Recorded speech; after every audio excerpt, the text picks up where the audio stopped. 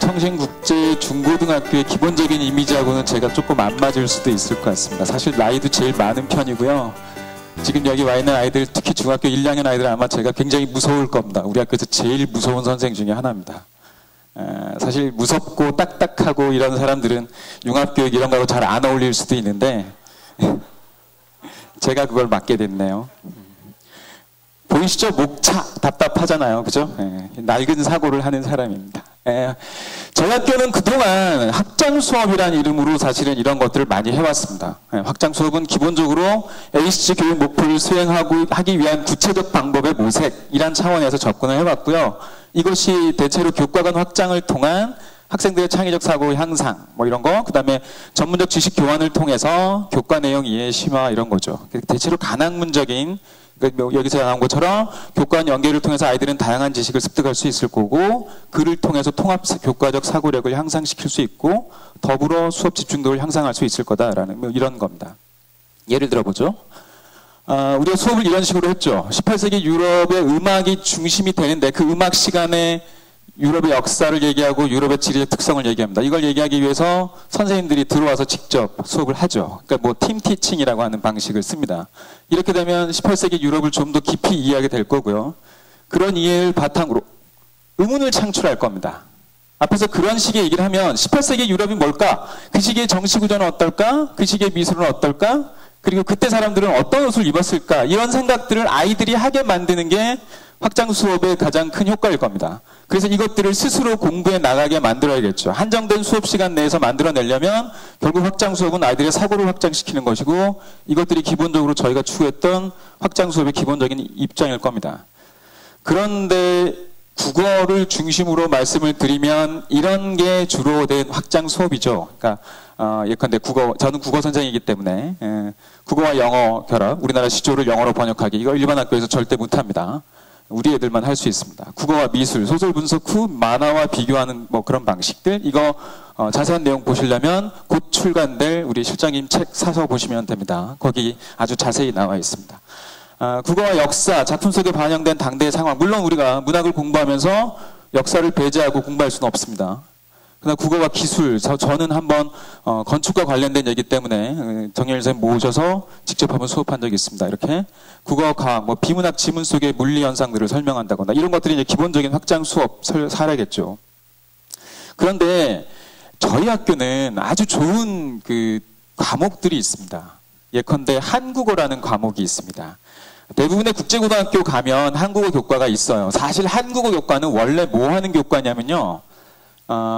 우리말이 우리 아이들처럼 자연스럽지 못한 아이들, 다시 말해서 외국에서 오래 생활을 하거나 외국인이어서 우리나라에 들어오면 세컨더리 랭귀지가 돼버리는 거죠, 이게. 그런 아이들을 위한 수업이 사실은 한국어 수업입니다. 그런데 우리 학교에는 그런 아이들은 많지 않습니다. 그래서 이 한국어 교과가 전문 교과로 편성이 되어 있는데 이 교과를 어떻게 활용할 것인가의 문제였죠, 저희한테는.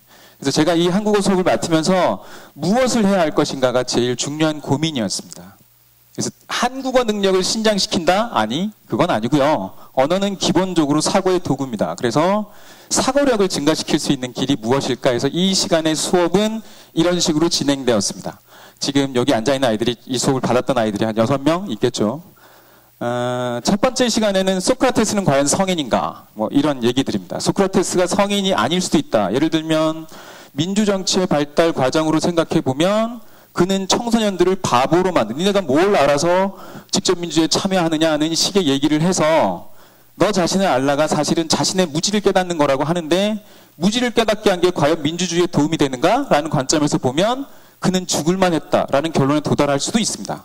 물론 이건 제 생각이 아니라 러셀의 책 앞에 서문에 나오는 얘기입니다. 21세기는 놀부의 시대인가? 사람들이 흔히 말하죠. 이런 시대에 자본주의 시대에 놀부 같은 사람이 필요하다. 정말 그럴까요? 흥부가 더 필요합니다. 왜냐하면 흥부는 환경 친화적이고 그리고 그는 아주 조그만 박씨 하나에서 엄청난 그리고 그 안에서 무지막지한 걸 얻어냅니다. 일찌감치 강남으로 제비를 보내서 무역을 하죠. 이렇게 생각해 보시면 21세기에 진짜 필요한 사람은 흥부같이 윤리적인 사람입니다. 그런 측면에서 보면 우리가 놀부 같은 사람이 필요하다고 얘기하는 편견을 깨야 된다는 거죠. 심청은 효녀인가 아니면 그 시대가 만들어낸 불쌍한 희생양에 불과한 것인가? 이런 얘기들을 해볼 수 있을 겁니다. 21세기 놀부기 시대니까 이 부분은 경북대학 경제학과의 김용호 교수님 논문 참고해서 수업 맞짠 거고요. 심청은 효녀인가 희생양인가 이건 뭐 그 서강대에서 출판된 책에 나와 있는 서강대 국문과 쪽에서는 이런 활동들을 굉장히 많이 하고 있습니다. 그 다음에 네 번째 건 내가 나임을 증명하는 옹고집전을 보시면 실홍, 허홍 나오죠. 그 허홍이 오히려 실홍보다 더 진짜로 취급받습니다. 도대체 생각해보면 과연 내가 나를 증명하는 방법은 뭘까? 진짜 정말 어렵습니다. 아이들과 해보면 나를 증명 못합니다. 애들은. 나를 증명할 수 있는 길이 사실 없죠. 이건 나중에 복제인간 문제와 밀접하게 연관이 될 겁니다. 그래서 영화 아일랜드와 연결시켜서 수업을 해봤습니다. 그러나 이 모든 수업들이 학장 수업일 수는 있지만 지금 말씀하신 융합과 관련되기는 조금 어려울 것 같습니다. 융합을 얘기할 때 그래서 다섯 번째 과제가 저한테 융합이 떨어졌으니까 사실 잔인한 일입니다. 저한테 이게 떨어진 건 제 국내 진학 부장이니까 엊그제 8일날 수능시험 칠 때까지 고3 아이들한테 몰두해야 되는 그런데 이걸 하라고 하셔서 사실 좀 머리가 되게 아팠는데요. 다섯 번째, 그래 융합은 뭘까? 융합에 대해 공부를 좀 했습니다. 도대체 융합은 뭐라고 해야 되고 풀어야 될까? 사고의 확장, 이건 우리가 이미 했던 거고요. 그런데 더 중요한 건 문제 해결력이었던 것 같습니다. 그런데 이렇게 하고 나니까 인문학은 더 힘들어집니다. 아까도 보셨지만 그 마포구에서 했던 융합 프로젝트 보시면 아시겠지만 STEAM이라고 붙어 있습니다. STEAM이 무엇의 약자인데요. 거기에 인문학은 없습니다. 기본적으로 과학과 예술 합쳐지는 겁니다. 앞 시간에도 얘기했지만 인문학적 차원에서 접근되는 게 아니라 주로 예술과 과학이 접근이 됩니다. 이 접목이 쉬운데 인문학은 좀 어렵습니다. 왜냐하면 인문학은 문제 해결 이런 쪽에서는 좀 문제를 만드는 것부터 좀 어렵죠. 그래서 이걸 어떻게 풀어내야 하는가라는 겁니다. 융합 모델을 한번 생각해 보죠. 아이팟. 제가 생각하는 가장 중요한 건 융합은 다른 걸 다르게 보는 게 중요하다고 생각합니다. 다른 걸 다르게 볼 수 있는 힘이 있으면 되는데 다른 걸 틀리게 보면 안 된다는 거죠. 나하고 다른 건 틀렸다라고 생각해버리면 아무것도 안 만들어집니다. 예컨대 아이팟이 만들어지는 가장 중요한 힘은 기술적 가치와 감성적 가치가 있는데 기술적 가치는 이미 있는 것입니다. 그리고 그건 MP3 플레이어로 있죠. 감성적 가치를 더하고 싶습니다. 그것도 이미 있습니다. 오감을 만족시키는 게 좋겠습니다. 손가락으로 내 마음대로 움직이면 얼마나 행복하겠습니까? 그렇게 만든 기술, 그걸 합치면 아이팟이 만들어지겠죠. 이런 게 융합일 거다라고 생각을 했고요. 그래서 제가 할 수 있는 일, 감성적 가치, 다르지 않은 걸 찾아내자. 융합 수업의 핵심은 문제 해결이다. 그리고 해결해야 할 문제가 있는 수업이어야 한다. 인문학에서는 어떤 과제를 제시해야 문제를 해결하는 과정을 수업 속에 담을 수 있는가. 그리고 어떤 학문과 연결해야 아이들이 흥미를 가질까. 제가 내린 결론은 추상입니다. 추상과 상징 그리고 인터페이스. 제목을 좀 그럴싸하게 붙이려고 애썼습니다. 이래야 좀 폼날 것 같아서요. 추상은 뭐 많습니다. 예술에서 추상도 있고 철학에서의 추상도 있고 문학에서의 추상도 있고 그런데 수학에서 추상도 있습니다. 이 수업을 하기 위해서 아까 앞에 아이가 뭐 이렇게 빅뱅의 블루라는 노래를 분석을 했습니다. 왜 그렇게 됐냐면 제가 이제 이렇게 분석을 했죠. 저는 김현철이라는 사람이 부른 노래 중에 달의 몰락이라는 노래가 있는데요. 이 노래가 저는 굉장히 궁금했었어요. 이 노래 맨 앞에 달이 진다, 달이 진다, 달이 진다, 달이 진다 이러다가 갑자기 드럼 소리 두두둑 나면서 음악이 연주가 시작돼요. 도대체 왜 이랬을까? 근데 노래 가사를 보시면 이렇게 돼 있습니다. 처음 만났을 때 그녀는 달이 이쁘답니다. 나랑 매일 만날 때도 그녀는 나한테 달이 좋다고 얘기합니다. 이런데도 매일 만나는 건 참 신기한 일입니다. 나를 무참히 차버릴 때도 그녀는 나한테 달이 이쁘다고 얘기합니다. 끝난 후에도 누군가에게 이렇게 말하고 있을 거다. 이게 참 황당한 일입니다. 이 삼각관계잖아요. 이게 제가 사실 달과 나와 그녀 사이에 있는데 생각해보면요. 몰락은 달이 한 게 아닙니다. 달은 그냥 그 자리에 굳건하게 있습니다. 몰락은 내가 있습니다. 그죠? 제목은 근데 달의 몰락이고요. 시작은 달이 진다 그럽니다. 이게 뭘까? 이게 도대체 뭘까? 저는 그게 고민스러웠어요. 왜 이런 노래를 만들었을까? 생각해보니까 이게 예술의 시작입니다. 다리 진다, 다리 진다 왜 했겠습니까? 제가 좀 속된 말을 하겠습니다. 달을 남자로 바꿔보죠. 그녀가 좋아하는 어떤 남자. 이 새끼 죽어라, 이 새끼 죽어라, 이 새끼 죽어랍니다. 이 새끼가 죽으면 내가 그녀를 얻을 수 있을 거야죠.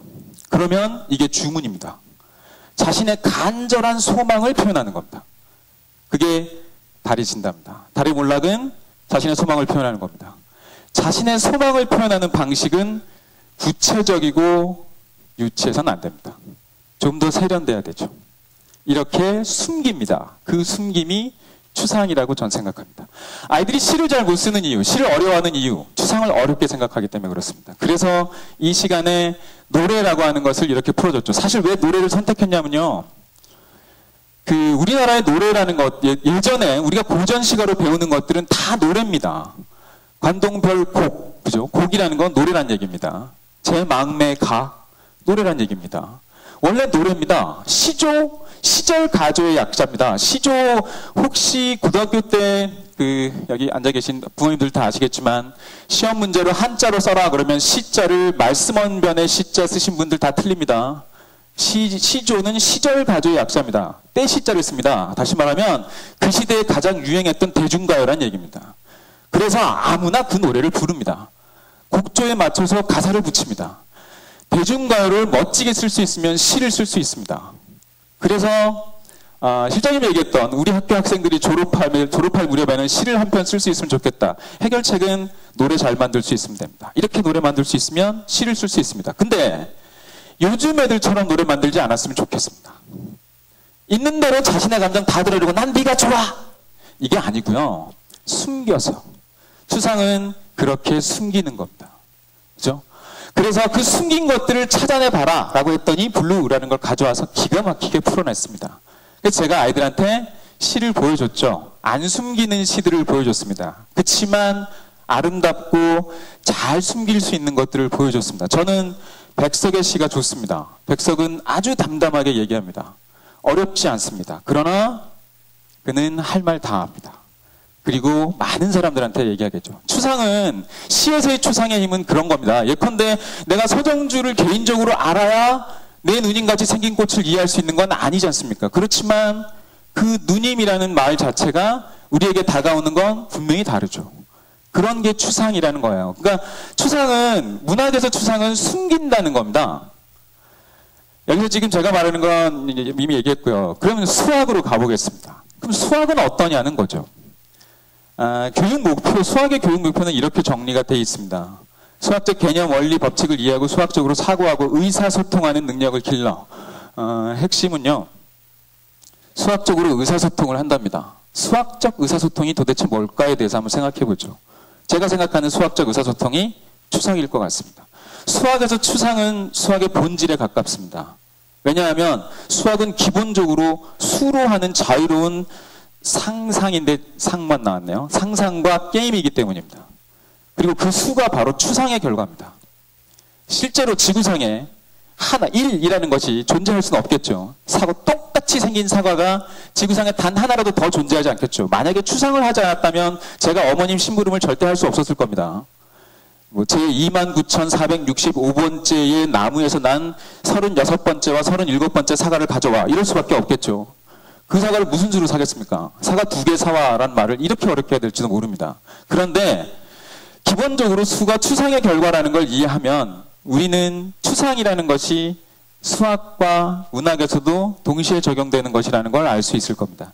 그래서 인터페이스라는 말을 써봤습니다. 인터페이스는 바로 두 경계면의 접점이죠. 오늘 제가 이걸 준비하면서 아까 홍성욱 교수님하고 박웅현 분하고 이분들이 막 얘기하는 걸 들으면서 다행이라고 생각했습니다. 제가 지금 얘기하고 있는 것들의 상당수가 맞는 것 같아서 어쩌면 이게 맞을 수도 있겠다 이런 생각을 했는데요. 저는 이렇게 생각을 했어요. 인터페이스라는 게 바로 접점이고요. 그럼 표현하는 방식입니다. 두 영역을 연결할 수 있는 인터페이스가 수학에서는 수고 문학에서는 언어입니다. 그 추상화된 언어들입니다. 수학은 자유로운 상상과 현상을 설명하기 위해 수를 사용합니다. 그래서 데카르트를 얘기했습니다. 데카르트는 아주 명쾌함을 드러내고자 해서 끊임없이 사고 게임을 했습니다. 수학에서 추상이란 복잡하고 불규칙하며 도저히 알 수 없는 세계의 구체성. 문학을 공부하다 보면 구체성은 명확한 것이고 추상은 애매모호한 것으로 이해하기 쉽습니다. 그런데 수학에서 이해해보면 구체성이라는 건 사실 오히려 이해하기 어려운 매우 불투명하고 어려운 것입니다. 그래서 데카르트는 그것을 명확하게 풀어내기 위해서 이 벌어지고 있는 우주의, 별의 그런 것들이 어떻게 설명할 수 있는가 명쾌하게, 그래서 좌표를 만들어내죠. 데카르트의 좌표계를 보여준 이유는 그것이 나중에 뉴턴과 라이프니츠의 미분적분으로 간다는 겁니다. 그걸 설명하기 위해서 데카르트를 얘기했습니다. 추상에 대한 두 가지 생각이 있습니다. 그냥 쉽게 말해도 될 걸 왜 이렇게 어렵게 말하는지 몰라. 아까 달의 문학입니다. 도대체 이 꽃은 왜 준 거야? 날 사랑한다는 거야? 뭐야? 꽃말이 있습니다. 제 대학교 1학년 때 아주 특이한 경험을 했습니다. 제 우리 과에 여학생이 좀 많았는데요. 국문과니까. 그 여학생 한 명이 우체국 앞에서 발을 동동 구르고 있더라고요. 왜 그러냐 그랬더니 군대 간 선배, 좋아하는 선배에게 편지를 보냈는데 그 편지를 보내면서 아무 생각 없이 귀촉도라는 시를 써서 보냈답니다. 자기가 좋아하는 시라서. 근데 그 옆에 친구가 얘기했다는 거죠. 귀촉도라는 시는 님이 죽어서 그 죽음에 대해서 얘기한 시다라는 거예요. 느닷없이 알게 된 거죠. 국문과에 들어왔음에도 불구하고 귀촉도가 뭔 얘기인지 모른다는 얘기입니다. 시가 어려우면 이런 일이 벌어지죠. 다행히 그 선배가 그 귀촉도가 죽은 사람 얘기인 걸 몰랐다면 별 문제 없이 넘어가겠지만 만약 그 아니라면 군대에서 그걸 받은 그 선배는 정말 가슴이 철렁 내려왔겠죠. 그래서 우체통 속에 들어간 우체부 아저씨가 와서 그걸 열기까지 하면서 그 앞에서 기다리고 있었습니다. 그 편지를 회수하려고. 나중에 물어봤더니 성공했다고 하긴 합니다. 꽃도 꽃말 알아야 받고 의미를 이해할 수 있겠죠. 이게 추상입니다. 그것도 추상의 세계겠죠. 그러나 수학에서 숫자가 만들어낸 세상은 인간들의 세상처럼 복잡하지 않아. 인간들의 세상이 구체적인 세상이잖아요. 1 플러스 1은 2라는 누가 봐도 자명한 사실은 얼마나 편한가. 이게 추상입니다. 추상은 복잡하게 이해할 수도 있고 아주 간단하게 이해할 수도 있습니다. 문학에서 추상은 구체성과 반대말입니다. 수학에서 추상은 복잡한 현상을 간단히 만드는 겁니다. 저는 이 속에서 순학이 추상을 만들어낸 이유는 내밀한 정서를 표출하기 위한 것이고요. 수학이 추상을 만들어내는 건 세상의 진실과 마주하는 도구라고 생각합니다. 이 두 가지를 만나서 이해할 수 있게 하는 연결하는 통로, 교사는 이 연결하는 통로를 제시해주고 이렇게 다를 수 있다는 걸 보여주는 게 제 몫이라고 생각합니다. 저희가 답을 주고 싶지는 않아요. 교사가 답을 주는 사람이라고 생각하지는 않습니다.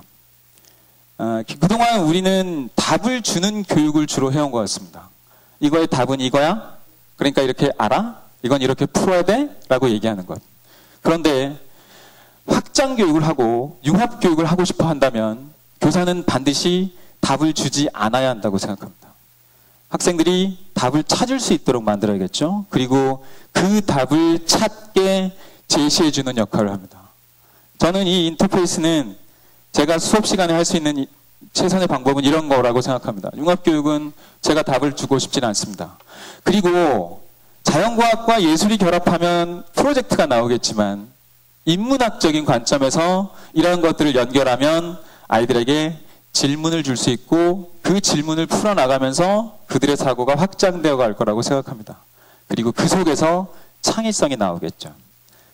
그러니까 그런 창의성을 만들어내고 싶다면 저희는 이런 수업들과 이런 것들을 찾아내는 노력을 계속해 나가야 할 거고 이걸 찾아나가면 아이들에게 끊임없이 지적 호기심을 자극할 수 있는 그런 내용들을 줄 수 있겠죠.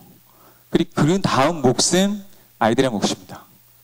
교사가 모든 답을 주려고 할 때 수업은 한정되고 닫히고 열리지 않게 될 겁니다.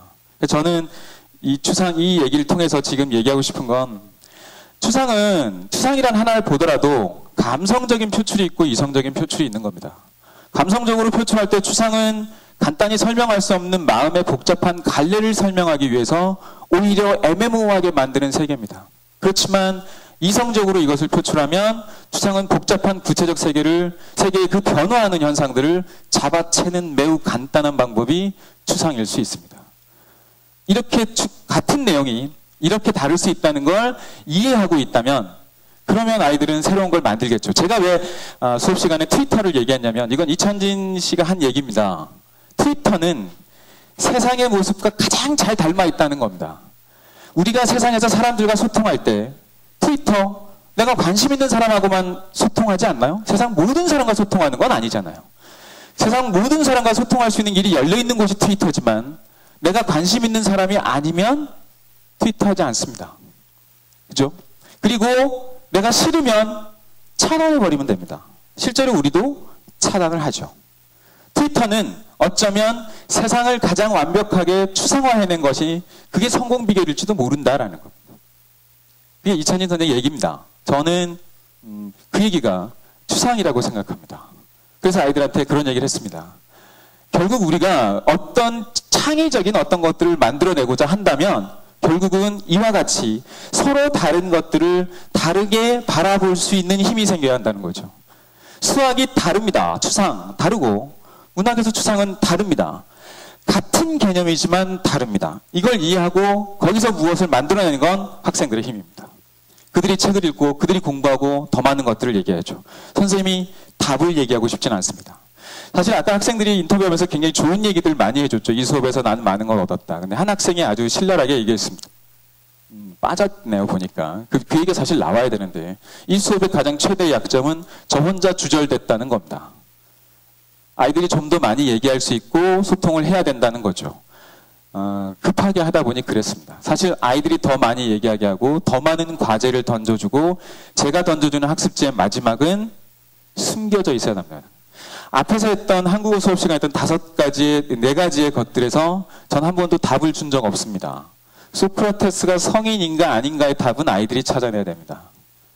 성인이라고 판단을 하는 게 맞죠. 저도 성인이라고 생각합니다. 그러나 저는 교사이기 때문에 반대를 얘기합니다. 제 생각과 다른.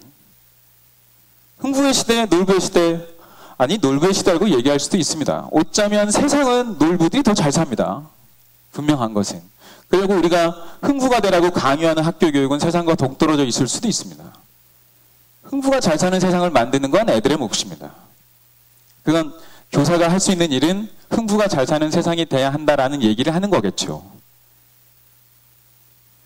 수업을 마치고 나서 애들은 뭘 얻을까요? 추상이 무엇인가에 대해서 한번 생각할 거고요. 수학과 문학은 정말 다른가에 대해 생각하겠죠. 그리고 다른 두 영역의 접점 찾기 경험이라는 것들을 할 겁니다. 그리고 그들이 우리가 아는 세상에 대해서 다시 생각해 보길 바랍니다.